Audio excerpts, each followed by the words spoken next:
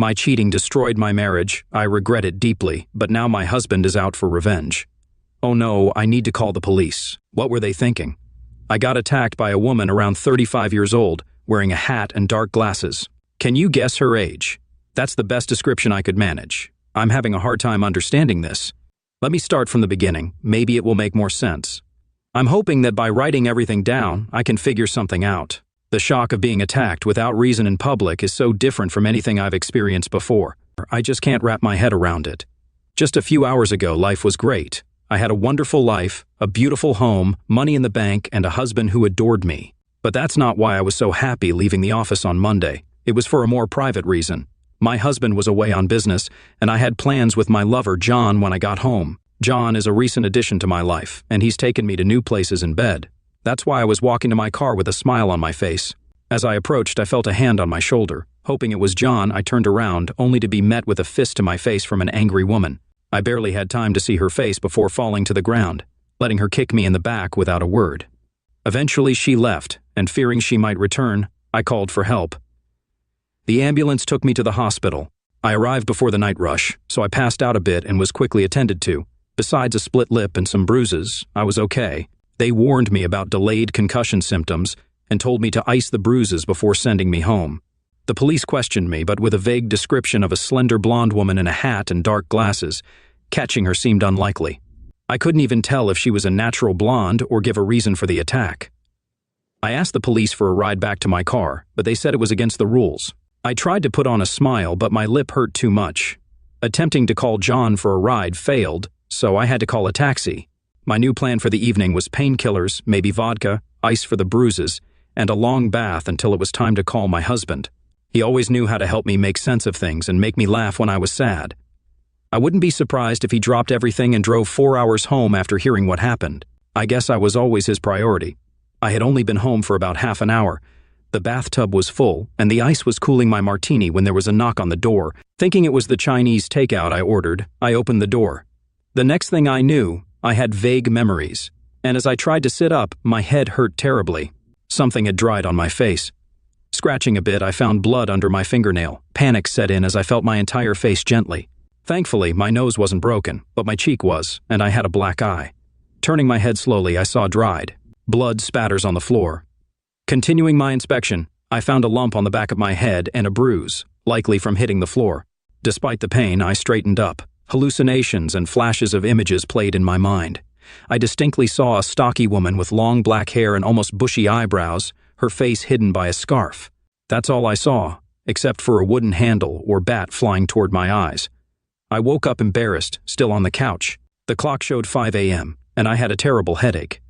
Every movement felt like a bowling ball hitting the walls inside my skull. As I staggered into the kitchen, I felt pain in my groin. The attacker must have kicked me there. I swallowed 2 painkillers and staggered to the bathroom. The mirror revealed an unpleasant sight.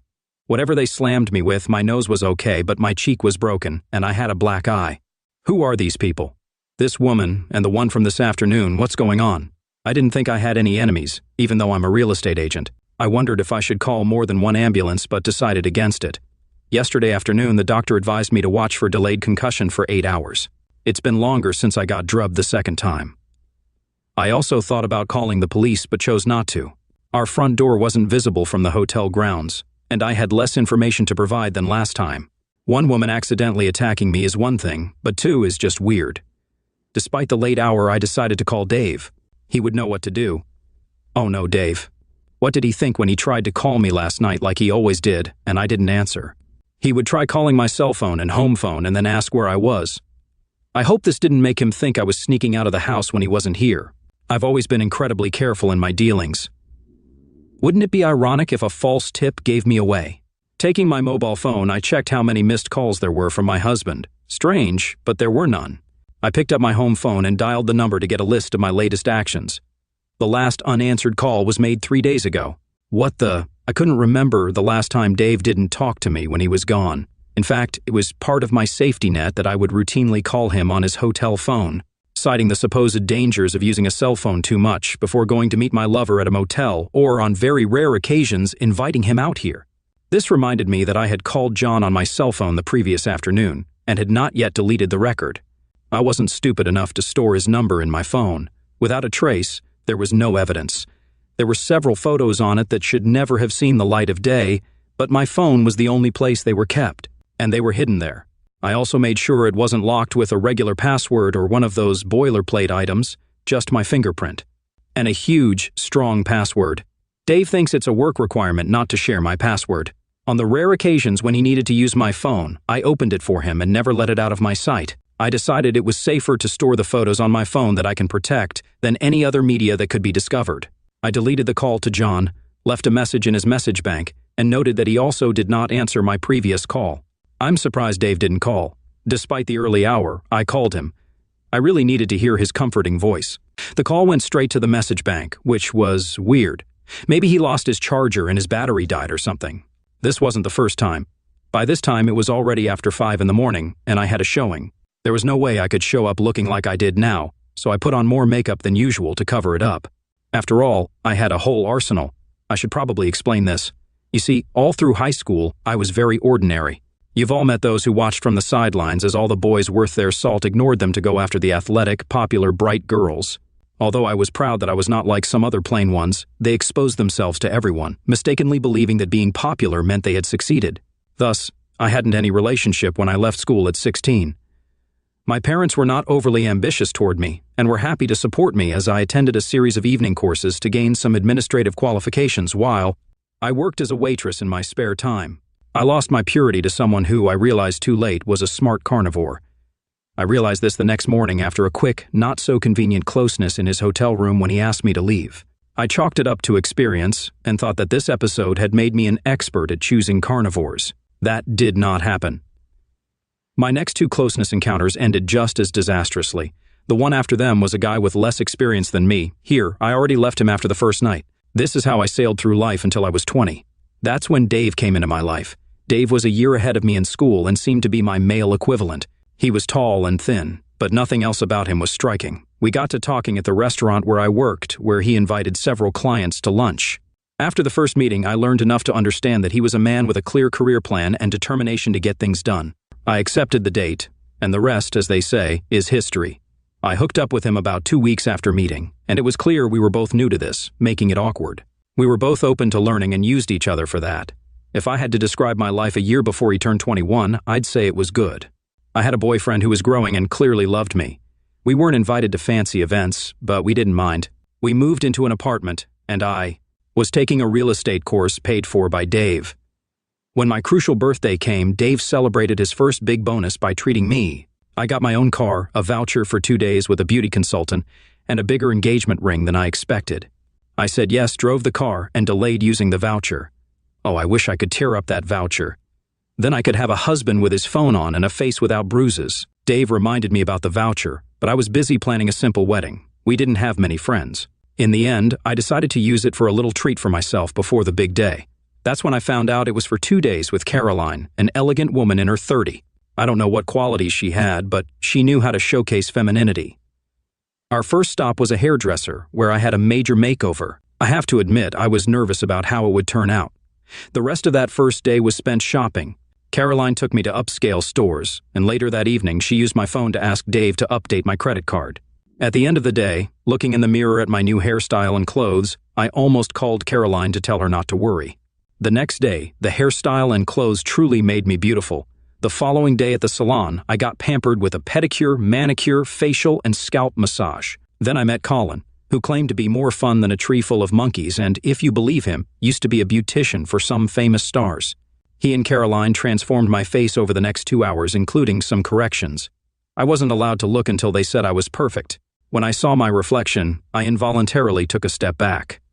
That's when Caroline's true genius emerged. The clothes and hairstyle that seemed out of place before now framed a face that I had to admit was beautiful. I couldn't believe it. The change was stunning. Caroline made me look up from admiring myself for Colin's 2-hour lecture on how he uncovered the natural masterpiece that was me.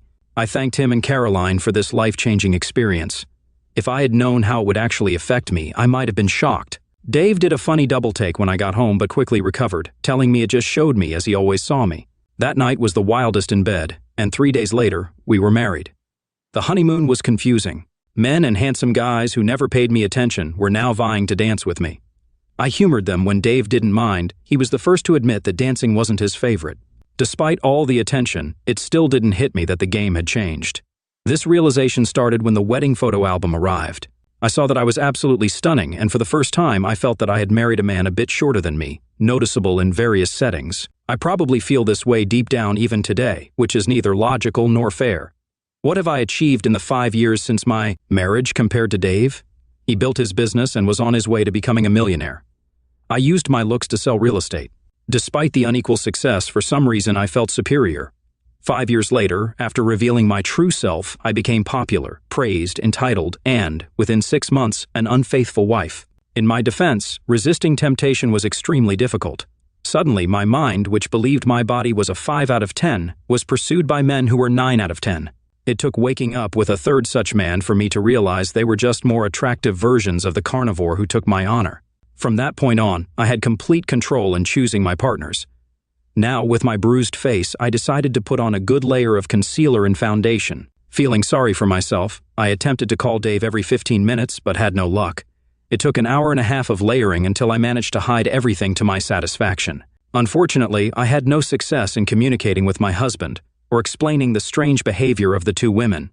To ease my loneliness, I made coffee and drank it, feeling more alone than I had in years.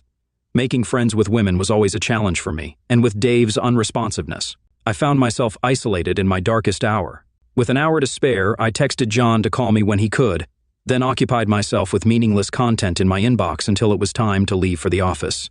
Carrying the laptop bag and luxury briefcase Dave bought me last year to my car in the detached garage, I placed them in the back seat. Slamming the door, I turned to the driver's door, and unexpectedly, she was standing right in front of me. As I turned away from the back door of my car, I can only assume she must have been hiding behind the garage wall or somewhere else. When I re-entered, the incident happened so quickly that it was hard to recall how it ended. I remember falling to the ground, feeling someone's foot step on my hands, which I instinctively raised to protect my face. The blows eventually stopped and I ran toward the house. The brutality of the attack was utterly shocking, and my face was burning. Leaning briefly against the door, I stumbled toward the downstairs bathroom. The mirror revealed 3 long scratches on my left cheek and 2 on my right, apparently caused by raking fingernails. My right arm and forearm hurt, but fortunately nothing was broken. I called the police again, then Dave and John. While I waited for the cops to arrive, no one answered. I felt so alone. The office called just after 9, questioning why I had abandoned the client. They only calmed down a bit when I explained the attack. While working for a real estate company, the police were of little help, and it seemed like the media stink thought I was wasting their time with vague descriptions. They interviewed neighbors and asked if I needed an ambulance. I didn't. I needed my husband to answer my call. In complete confusion, I closed the door behind the cops, walked into the living room, and yelled at the photo on the mantel where Dave and I were standing. "Next time, you'll take your phone charger, Dave, even if I have to pack it for you myself." An attack by one random woman wasn't unusual.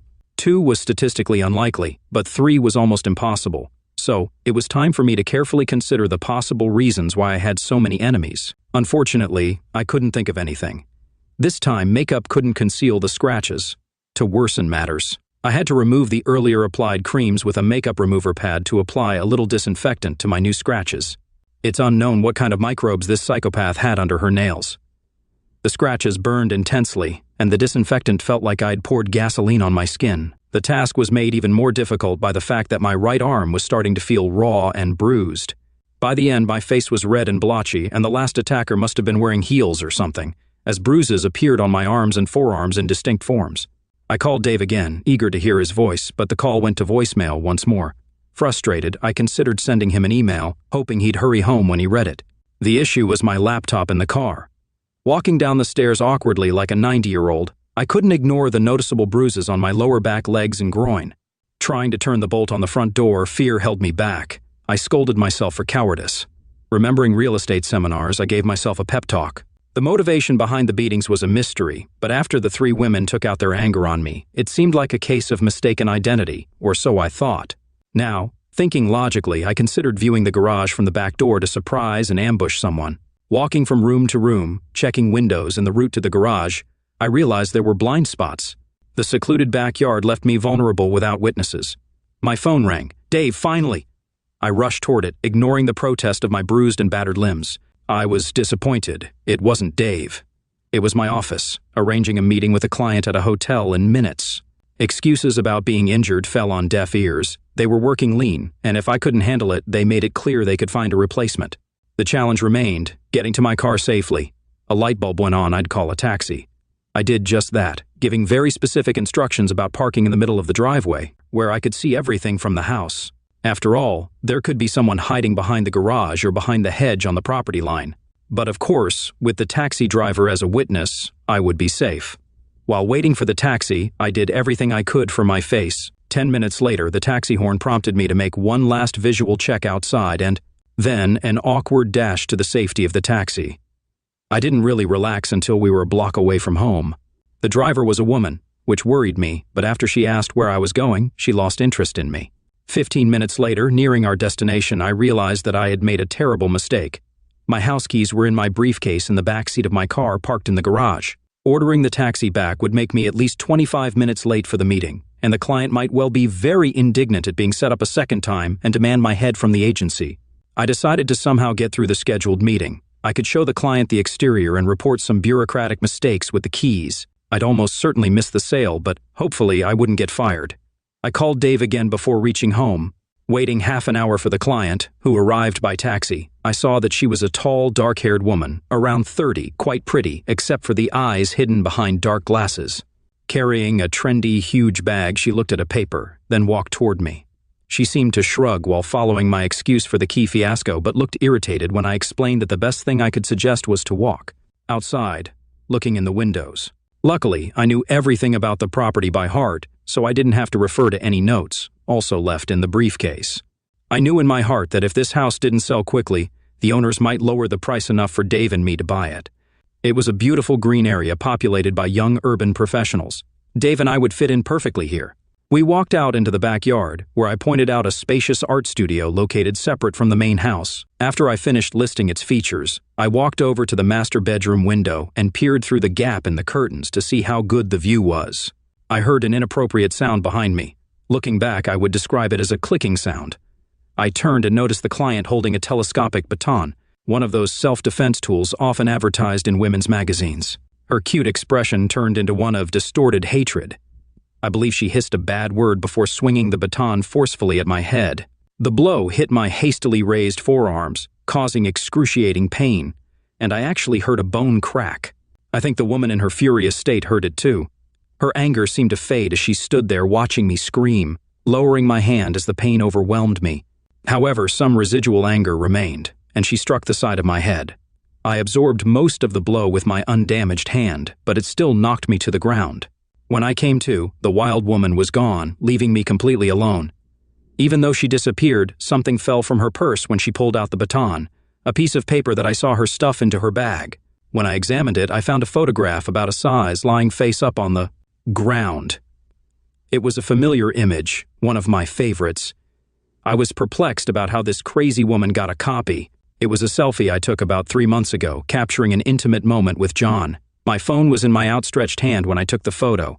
Despite everything, I had the strength at that moment to press the button, and the excellent framing was purely luck.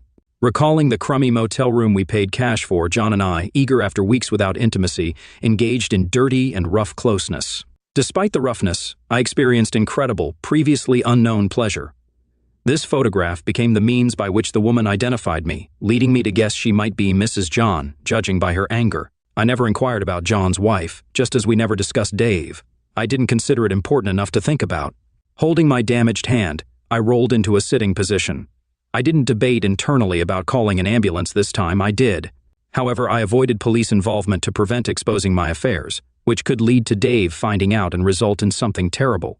The question of how John's baton-wielding wife got her hands on this photo occupied my mind as I staggered to meet the ambulance.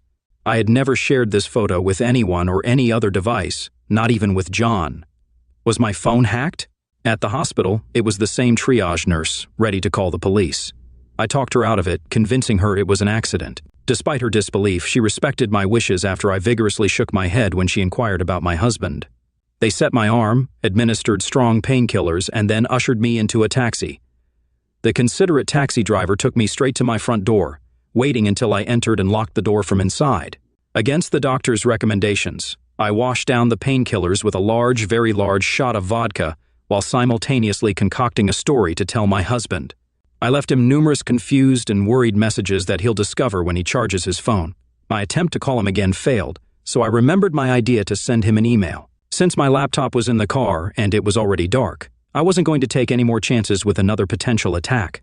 Then I recalled our old desktop computer, which we used before getting laptops and which Dave continued to use occasionally. I turned it on and went to pour myself some vodka. When I returned, there was a small spinning hourglass on the screen and under it the word sync. Sync? What syncing? I responded to the call of nature, which took a while. Ever tried unzipping your pants side zipper with one arm in a sling? When I returned to the office, the computer had finished syncing, whatever it was syncing with, and what was displayed on the screen was terrible. Well, that clarified everything. Everything. Who were these awful women, and why did they do what they did? Oddly, this knowledge provided some comfort after the complete confusion of the past 24 hours. What the screensaver showed on our old home computer explained much more. It became clear why, for the first time in forever, my husband didn't call me during his business trip, why he didn't answer the calls, why he might never call me again, how I was considered an arrogant person and probably lost the rest of my life. I barely made it to the bathroom when I painfully vomited. Touching the tender left side of my face, I felt the purple bruise and scratches on the right. Before leaving the bathroom, I turned off the monitor displaying disgusting, destructive photos on the screensaver of a computer I hardly ever used. It displayed the contents of my phone, more precisely the photographs on it. They flashed on the computer screen, changing approximately every 10 seconds. Strangely enough, photographs of houses or specific interior elements were interspersed with much more graphic photographs. I recalled how, a couple of weeks ago, my boss hired a tech company to update our phones. I watched like a hawk while the technician played with mine. Now, it was obvious that at least one of these changes resulted in the photos I had so carefully hidden on it being transferred to my desktop, along with the rest of my photo folder. And if they could see the desktop of the old computer, could they? Oh no. Dave's laptop was much more modern than the old home computer. A feeling of dread came over me as I imagined Dave looking at the 100 or so trophy photographs. Photographs meant only for my personal pleasure. Photos of me and different men in different poses.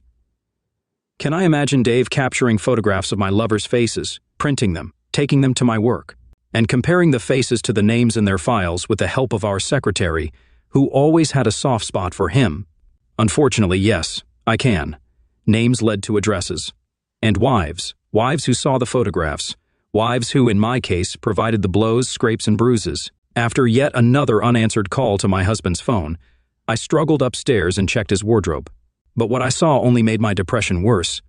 Then, ignoring the terrible photos on the old computer screensaver, I turned on the monitor again and logged into our bank's online website.